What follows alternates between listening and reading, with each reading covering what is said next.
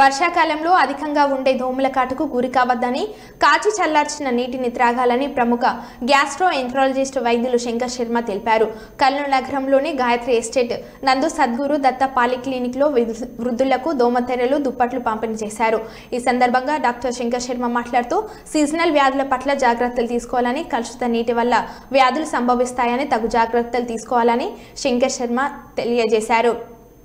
స్థానిక గాయత్రి ఎస్టేట్లోని గురుదత్త పాలిక్లినిక్లో మా క్లినిక్లో నిరుపేద వృద్ధ మహిళలకు, నిస్సహాయులకు ఈ రాబోయే వానాకాలం సీజన్ వ్యాధుల గురించి చెప్తూ మరియు వారికి ఈ కాలాన్ని ఎలా బేర్ చేయాలనే విధంగా ఈ దోమల నుండి వాటి నుంచి ఎలా కాపాడుకోవాలనే దీంతో వాళ్లకు దోమతెరలు మరియు బెడ్షీట్లు పంపిణీ చేయడం జరిగింది.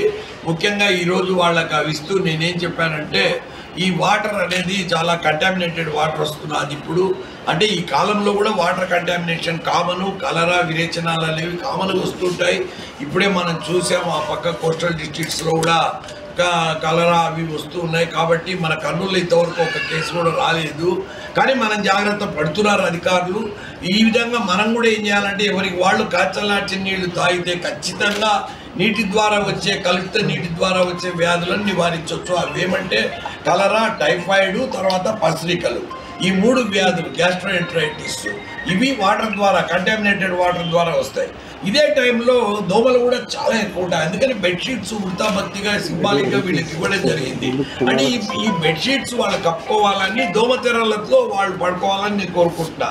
ఎందుకంటే దోమలు కరిచినాయంటే మెయిన్గా మలేరియా, డెంగీ ఫీవరు, మెడవాప్ వ్యాధి ఇన్సిడెన్స్ కొంచెం తగ్గింది. కానీ డెంగీ, మలేరియా రోజు రోజుకు పెరుగుతున్నాయి. వైరల్ ఫీవర్స్, డెంగీ ఫీవర్ అనేది చాలా ప్రమాదకరమైంది. ప్లేట్లెట్ పడిపోవడం వాళ్ళకు చాలా కష్టమవుతుంది. కాబట్టి డెంగీ ఫీవర్ ఆల్రెడీ ఇప్పుడు తెలంగాణలో విషజ్వరాలన్నీ ఆల్రెడీ ప్రారంభమైనాయి. రేపో మాపో తెలంగాణ మన పక్కనే ఉంది కాబట్టి మనకు వ్యాపిస్తుంది.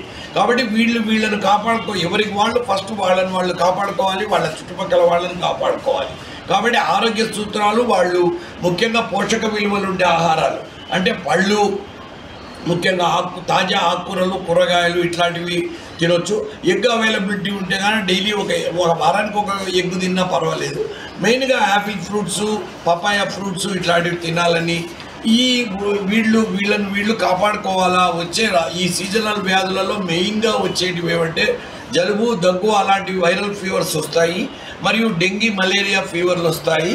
ఇవే కాకుండా విరేచనాలు, వీధులు కొట్టుకొని పోతాయి అవి ఆ వాటర్ కానీ కంటామినేట్ అయిందంటే.